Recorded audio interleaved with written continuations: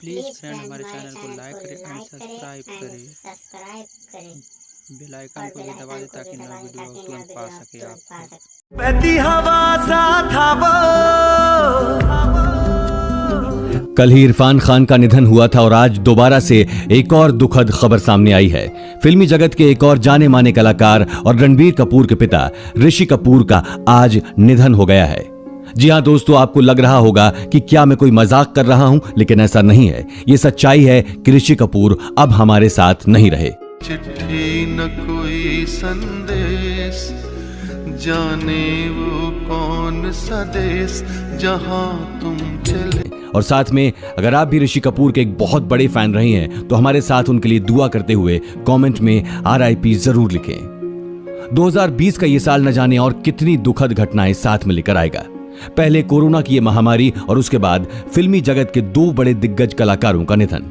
मुझे खुद ही बोलते हुए विश्वास नहीं हो रहा है कि कल ही इरफान खान के निधन की खबर देने के बाद आज मैं दोबारा से आपको ऋषि कपूर के निधन की खबर दे रहा हूं। अभिनेता ऋषि कपूर 67 साल के थे। उनका गुरुवार सुबह मुंबई के HN रिलायंस फाउंडेशन में निधन हो गया। इसकी खबर अमिताभ बच्चन ने अपने ट्वीट में दी। ऋषि कपूर कैंसर से पीड़ित थे। ऋषि पिछले साल सितंबर में अमेरिका से भारत लौटे थे। वहां करीब 1 साल तक उनका कैंसर ट्रीटमेंट चला। जानकारी के मुताबिक ऋषि कपूर को चेस्ट इन्फेक्शन, सांस लेने में दिक्कत और हल्का बुखार था। उनका कोविड-19 टेस्ट भी कराया गया। 2 स्पेशलिस्ट डॉक्टर उनका इलाज कर रहे थे।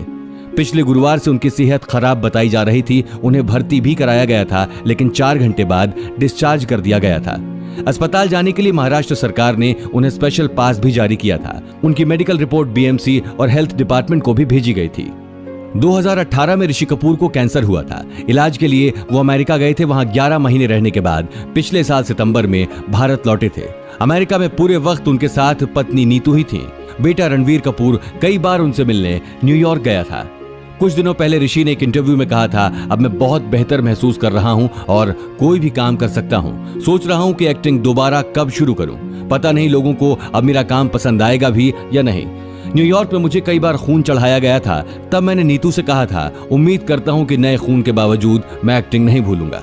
ऋषि जब न्यूयॉर्क में इलाज करा रहे थे तो उनके दोस्त और चाहने वाले वहां लगातार उनकी सेहत का हाल जानने जाते रहे। इनमें प्रियंका चोपड़ा, आलिया भट्ट, अनुपम खेर, आमिर खान, शाहरुख खान, दीपिका पादुकोण, करण जौहर और मलाइका अरोरा शामिल थे। ऋषि आखिरी बार इमरान हाशमी के साथ पर्दे पर नजर आए।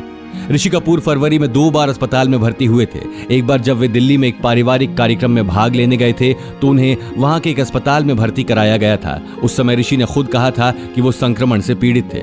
मुंबई लौटने के बाद उन्हें फिर से वायरल बुखार के कारण अस्पताल में भर्ती कराया गया, लेकिन उनकी तबीयत जल्द सुधर जाने के बाद उन्हें छुट्टी दे दी गई थी।